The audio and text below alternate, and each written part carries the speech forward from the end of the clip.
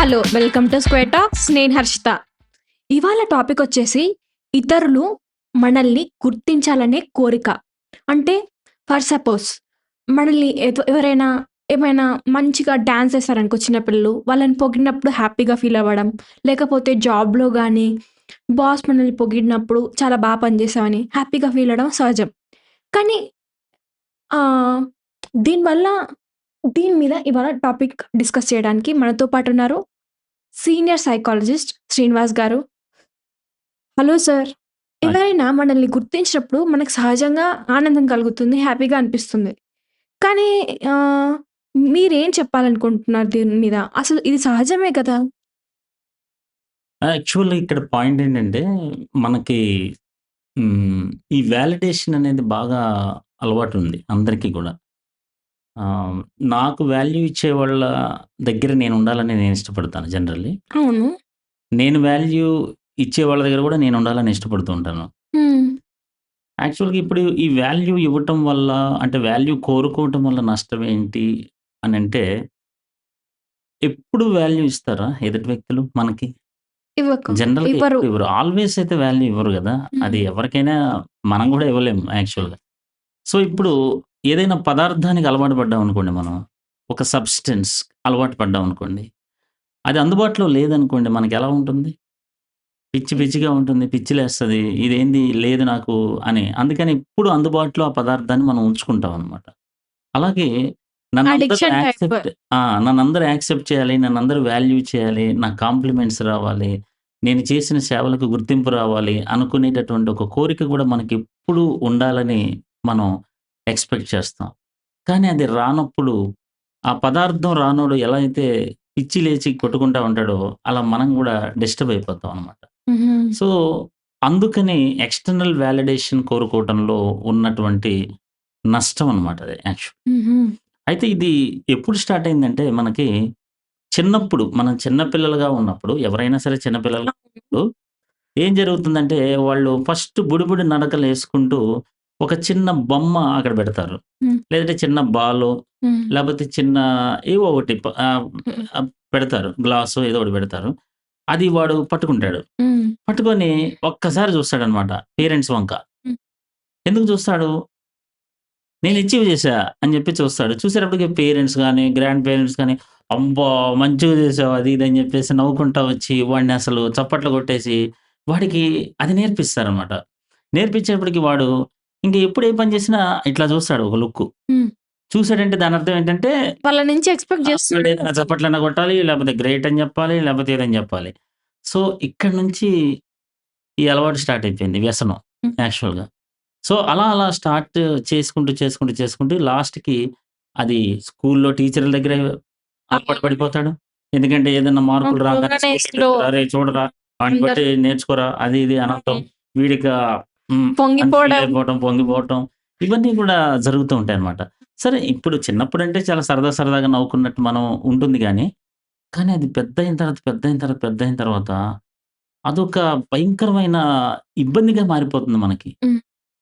చాలా చాలా ఎంతంటే ఇప్పుడు మనకి ఇప్పుడు ఇతరులు వాలిడేషన్ కోసం మనం ఎంతగా దిగజారిపోతామంటే ఒక్కొక్కసారి, మన రిమోట్ కంట్రోల్ మొత్తం వాళ్ళ చేతిలో పెట్టేసి, హ్మ్. వాడు ఏది సినిమా ఆపరేట్ చేస్తే ఆ సినిమా చూడాల్సిన పరిస్థితికి వచ్చేస్తామనమాట. ఓకే. హ్మ్. సో, అది ఫర్ ఎగ్జాంపుల్ మీకు ఇప్పుడు నన్ను ఎవరన్నా ఒక 100 మందో, 1000 మందో, 1,00,000 మందో వచ్చి మీరు పురుషుడు కాదు అనంటే నేనేమన్నా ఫీల్ అవుతానా? ఎందుకు ఫీల్ లేదు. అవుతాం? మనకు మనకు ఆ తెలుసు. క్లారిటీ ఉంది కాబట్టి మనమేం ఫీల్ కాము. ఫీలము. కానీ కొంతమంది నన్నేదో అనుకుంటున్నారు అనన్నప్పుడు అంటే నన్ను అసహ్యించుకుంటున్నారు. నన్ను హ్మ్. లోపల ద్వేషిస్తున్నారు. అది నా కులాన్ని బట్టవ్వచ్చు, నా జెండర్‌ని బట్టవ్వచ్చు, లేకపోతే నా మతాన్ని బట్టవ్వచ్చు. కొంతమంది నన్ను హేట్ చేస్తున్నారు హ్మ్. అనేటటువంటి ఫీలింగ్ ఉంది. ఒక గ్రూప్ హ్మ్. అవ్వచ్చు, ఒక వ్యక్తి అవ్వచ్చు, ఒక కుటుంబం హ్మ్. అవ్వచ్చు. ఆ ఫీలింగ్ నాకు తెలిసినప్పుడల్లా కూడా నేను కొంచెం బాధగా ఫీల్ అవుతాను. ఓకే. నేనంటే ఎవరైనా సరే ఆ పెయిన్ ఫీల్ అవుతారు. ఆ హ్మ్. పెయిన్‌నయితే డెఫినిట్‌గా అడ్రెస్ చేయాల్సిన అవసరం ఉంది. హ్మ్. జనరల్‌గా ఎవరు గూడా వాళ్ళ జెండర్ గురించి మీరు కాదంటే ఎవరు ఫీల్ అవుతారు? ఎవరు ఫీల్ అవ్వరు. కానీ మొన్న ఈ మధ్యన మన భారత్ మహిళా క్రికెట్ జట్టులో ఒకామె హ్మ్. ఆమె పేరు సంథింగ్ భారతి ఫుల్మాని అని ఒకామె ఉందన్నమాట. హ్మ్. She is actually women, lady. హ్మ్. కానీ మొత్తం అందరూ ట్రోలింగు మీరు అచ్చు జంటలాగున్నారు, అబ్బాయిలాగున్నారు అని చెప్పి మొత్తం అందరూ ట్రోలింగ్ చేసేసారు. హ్మ్. ఆమె చాలా బాధపడి అసలు చాలా హర్ట్ అయ్యి ఆహ్, ఒక రకంగా కన్నీళ్లు పర్యంతమయ్యి ఇబ్బంది పడింది. Okay. But finally she got recovered because of that fact. Hmm. Because she is a women, she is a lady. Fact తనకు తెలిసినప్పుడు ఎంతమంది ట్రోలింగ్ చేసుకున్నా ఏముంటుంది? Because she looks like a man అన్నట్టుగా వాళ్ళు ట్రోలింగ్ చేసి చాలా అసహ్యంగా చేశారు. హ్మ్. సో, అంటే ఏంటంటే, ఈ సందర్భంలో మనము యాక్చువల్‌గా ఫ్యాక్ట్ తోటి బయటపడ్డాము. ఏంటంటే, ఆమె వుమెన్ అని ఆమెకి తెలుసు కాబట్టి, ఆ ఫ్యాక్ట్ తోటి ఆమె బయటపడింది. కానీ ఇక్కడ మన వాల్యూ ఎదుటి వ్యక్తి యొక్క ఒపీనియన్ మీద ఆధారపడేటట్టుగా మనం ఆలోచించేస్తున్నాం యాక్చువల్‌గా. చెప్పా గదా! ఇప్పుడు ఈ పెయిన్ ఏదైతే ఉందో, ఇతరులు నన్ను అసహించుకుంటున్నారు, నన్ను ద్వేషిస్తున్నారు, నన్ను బ్లాక్ చేశారు, నన్ను దూరం పెట్టారు అనేటటువంటి పెయిన్ ఏదైతే ఉందో, అది ఊహించుకున్న పెయిన్ అవ్వచ్చు, హ్మ్. లేపోతే నిజం గూడా గావచ్చు హ్మ్. యాక్చువల్‌గా. అది ఏదైనప్పటికీ గూడా, అది ఊహించుకున్న పెయిన్ అయినా, నిజమైన పెయిన్ అయినా, ఆ మనిషి ఏం జేస్తాడంటే, ఆ పెయిన్‌ని ఎవరికి చెప్పుకోవాలో తెలియక హ్మ్. డ్రగ్స్‌కి, బెట్టింగ్‌కి, పోర్న్ అడిక్షన్‌కి, ఈ సెక్సువల్ అడిక్షన్‌కి, ఈ తిండి వ్యసనానికి, వీట్లల్లోకి డైవర్షన్ అయిపోతున్నాడు యాక్చువల్లీ. ఎందుకంటే సఫరింగ్ ఏంటంటే ఇక్కడ ఇది. ఇతరులు నన్ను అసహించుకుంటున్నారు. ఇతరులు నన్ను ద్వేషంగా చూస్తున్నారు అనేటటువంటి బాధను ఎవరికి చెప్పుకోవాలో తెలియక, ఎలా అడ్రెస్ చేయాలో తెలియక వీట్లి మీదకి వెళ్ళిపోతున్నారు. కానీ మనం ఇక్కడ ఆలోచించాల్సిన విషయం ఏంటంటే, మన విలువ ఎదుటి వ్యక్తి యొక్క ఆలోచనలో ఎందుకుందనేది ఇక్కడ పాయింట్. ఎదుటి వ్యక్తి యొక్క అభిప్రాయాల మీద మన యొక్క విలువని నిర్మించుకుంటే, అది ఎప్పటికైనా ఇబ్బందేగా. హ్మ్. ఇప్పుడు యాక్చువల్‌గా ఏంటంటే, నా చిన్నప్పట్లో డబ్బుంటే విలువ సార్ మనకి, డబ్బులు బాగా సంపాదించుకుంటే విలువ సార్, ఏదైనా ప్రాపర్టీ ఉండాలి సార్, డబ్బుండాలి సార్, బ్యాంక్ బ్యాలెన్స్ ఉంటే విలువ సార్ అని చెప్పి నా పెద్దోళ్ళు, నా పైన ఉండేవాళ్ళందరూ చెప్పారు నాకు. ఓకే. సో, నేను గూడా అది కరెక్టే అని జెప్పేసి అనుకున్నాననమాట. కానీ యాక్చువల్‌గా నా క్వెషన్ ఏంటంటే, అసలు విలువ ఎందుకుండాలి మనకి? ఎదుటి వ్యక్తి ఆలోచనలో మనకి ఎందుకు సూపర్ వాలిడేషన్స్ మనకి ఎందుకు అవసరం ఏంటసలు? అయితే కొన్ని అడ్వాంటేజెస్ ఉన్నాయి.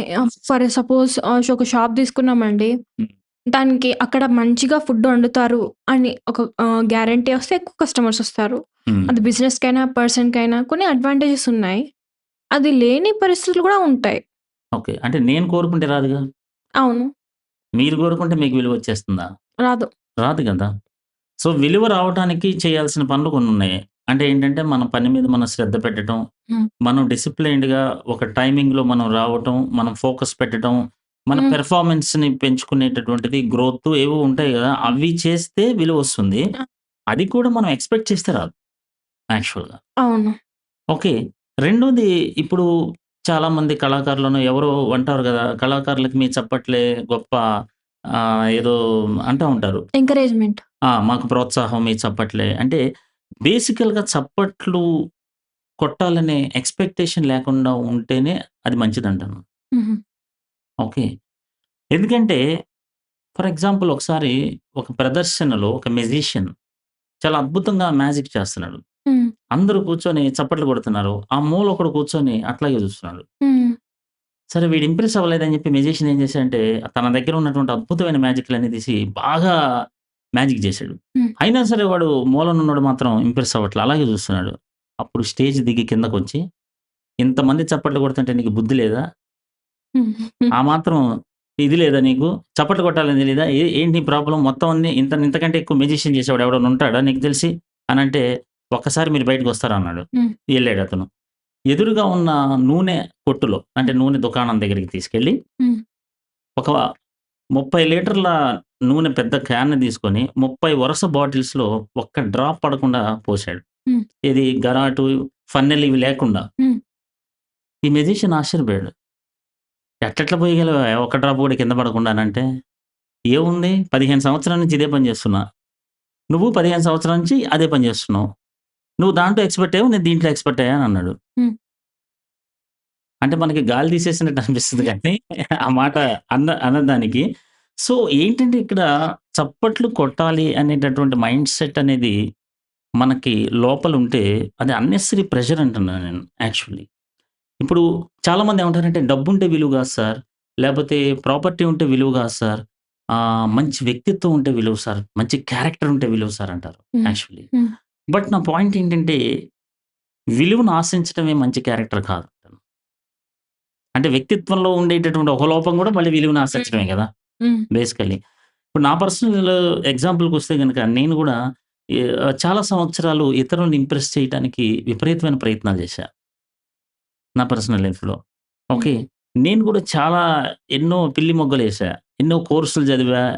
ఎన్నో క్వాలిఫికేషన్ చేశా. ఎన్నో ప్రసంగాలు చేశా. ఎన్నో ఎగ్జాంపుల్స్ చెప్పా. చాలా వాళ్ళని ఇంప్రెస్ చేయడానికి ట్రై చేశా. బట్ నాకు చివరికి అర్థమైందేంటంటే, వాళ్ళు ఇంప్రెస్ అవ్వటంలో ఏమీ లేదనే విషయం నాకర్థమైంది. ఒకతను ఎవరో నాకు ఆ పేరు గుర్తులేదు గానీ, ఒలింపిక్స్ గోల్డ్ మెడల్ కోసం ఆయన 8 సంవత్సరాలు కష్టపడ్డాడు. ఓకే. 8 సంవత్సరాలు డైలీ 18 గంటలు, 12 గంటలు ఏదో 10 గంటలు కష్టపడ్డాడని డేటా. ఆయన లాస్ట్‌కి ఆయన అనుకున్నది 12 సంవత్సరాల తర్వాత ఒలింపిక్స్ గోల్డ్ మెడల్ తీసుకొని ముద్దాడాడు. ఆయన్ని అందరూ ఫోటోగ్రాఫర్‌లు అడిగారనమాట. "సార్ ఒలింపిక్స్ గోల్డ్ మెడల్ సాధించారు. What a great achievement. ఇందులో మీ ఫీలింగ్ ఏంటి సార్? మీ స్పందన ఏంటి?" అని అడిగితే ఆయన ఏమన్నాడో తెలుసా? "ఇందులో ఏం లేదనే విషయం నాకు ఇప్పుడు అర్థమైందయ్యా" అని అన్నాడు. ఆ! గోల్డ్ మెడల్‌లో ఏదో ఉందనుకోని నేను ఇక్కడి దాకా వచ్చా. కానీ గోల్డ్ మెడల్ తీసుకున్న తర్వాత ఇందులో ఏమీ లేదనే విషయం నాకు అర్థమైందన్నాడు. And what a great fact.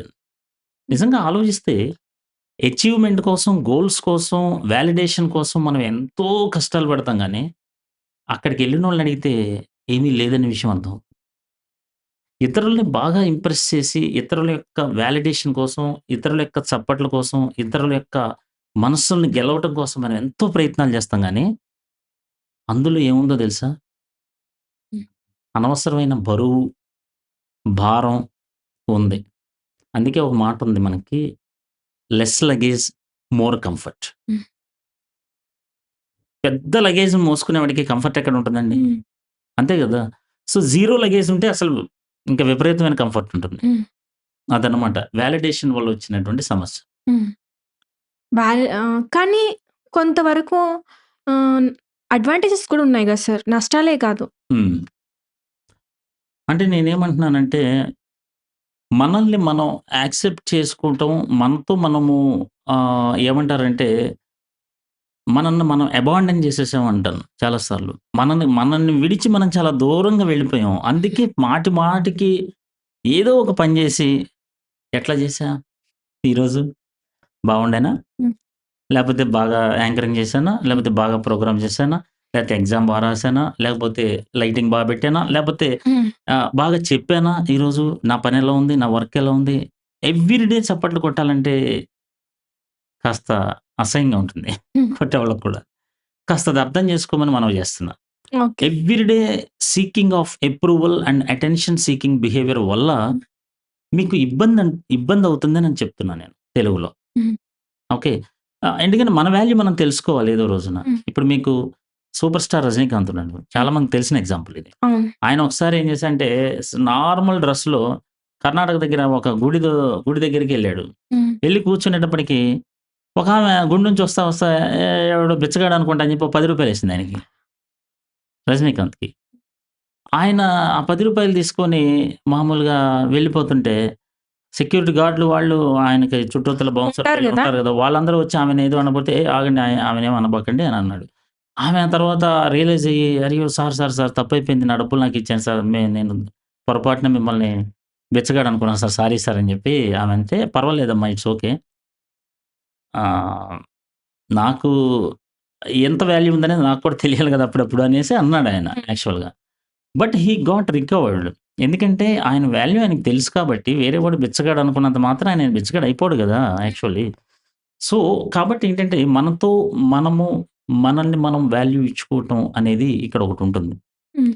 ఆ సాటిస్ఫాక్షన్ లేకపోతే ఏంటంటే ఎక్స్‌టర్నల్ వాలిడేషన్‌కెళ్ళిపోయి ప్రతి ఓళ్ళ దగ్గర మనం పొగడ్తలు, మెప్పు, అంగీకారం కొరకు ఆకాంక్షించి కోరుకొని అదేంటంటే ఒక వ్యసనంలాగా పట్టి పీడిస్తుంది మనల్ని.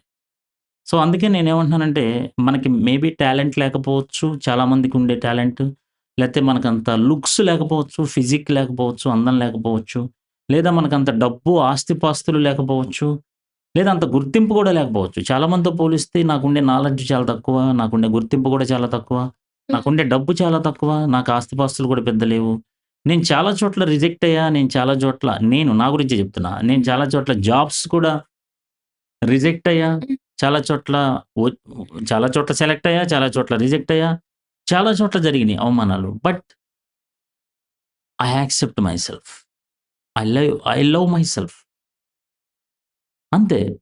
ఏం లేదు దాంట్లో. ఎక్స్‌టర్నల్ వాలిడేషన్ ఏం లేదు. అది మీరెప్పుడైతే తెలుసుకుంటారో, అప్పుడు మీకు ప్రశాంతంగా ఉంటారు. ఆ జైల్ ఏదైతే ఉందో మీరు ఆ జైల్‌లో అరెస్ట్ చేయబడ్డారనమాట చిన్నప్పటి నుంచి ఇప్పటిదాకా. ఆ జైల్‌లో నుంచి ఎప్పుడైతే రిలీజ్ అవుతారో, మీరు ప్రశాంతంగా, సంతోషంగా ఉంటారు. ఎక్కడికెళ్ళినా ఎవడో ఒకడు నా డ్రెస్ గురించి పొగడాలి, హ్మ్. నా మేకప్ గురించి పొగడాలి, లేతే నా నేనెవరినో గుర్తించాలి. నాకు తెలీదు. ఒకసారి నేను స్టూడియో ఎన్ ఛానెల్‌లో చేసేటప్పుడు ఒక రైటర్ ఒకాయనొచ్చాడు. ఆయన దగ్గర నేను ఇంటర్వ్యూ తీసుకోవాలి. కిందకెళ్ళి మా బాస్ అన్నాడనమాట. "శ్రీను కిందకెళ్ళి ఒక రైటర్ ఉంటాడు. ఆయన కాలమిస్ట్ ఏదో సంథింగ్. ఆయన దగ్గరికెళ్ళి ఇంటర్వ్యూ తీసుకో" అంటే ఆయన నేను క్వెషన్‌లు అడిగి, "మీ పేరేంటి సార్" అని అడిగా. హ్మ్. ఆయన ఎంత రెచ్చిపోయాడో తెలుసా నా మీద? ఆ! "నా పేరు తెలీదాయె నీకు? హ్మ్. నా పేరు తెలీదా నీకు? అసలు నేను 'ఆంధ్రజ్యోతి'లో, 'ఆంధ్రప్రభలో' ఇంతింత పెద్ద పెద్ద ప్రముఖ పత్రికల్లో కాలమిస్ట్‌ని. నా పేరు నీకు తెలీదా?" అని అన్నాడు. హ్మ్. నిజంగా నాకు తెలీదు. హుహు. తెలియాలని లేదు కదా! యాక్చువల్‌గా. హుహు.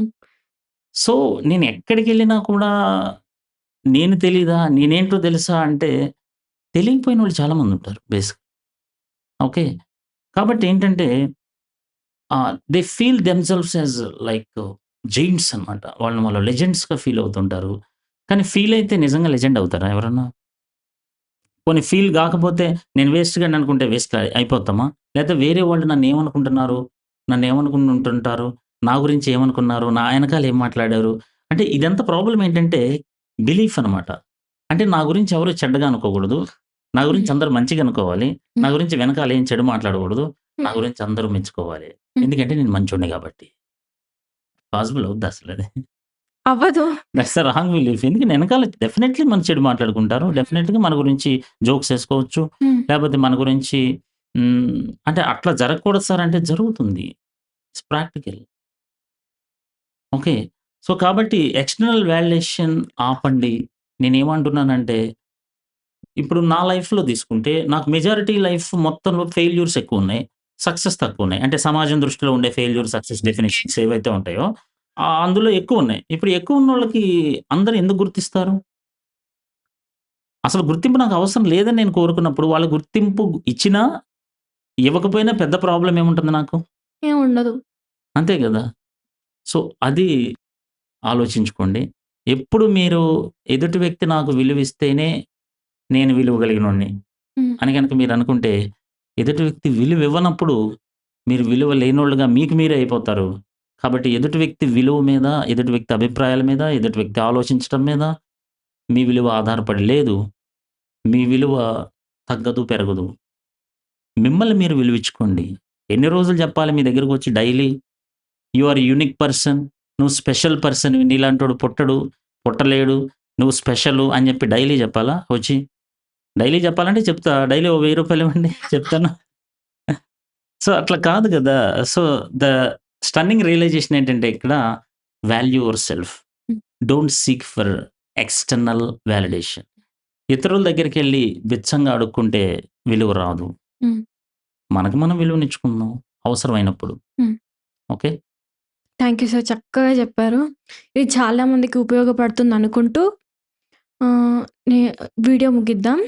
అయితే స్పెసిఫిక్ టాపిక్స్ మీద మీకు వీడియోస్ కావాలనుకుంటే, ఆ టాపిక్స్ పేర్లు మీరు కామెంట్ సెక్షన్‌లో గనుక మెన్షన్ చేసినట్లయితే, నేను శ్రీనివాస్ గారు ఆ టాపిక్ పైన చర్చించి వీడియో చేస్తాం.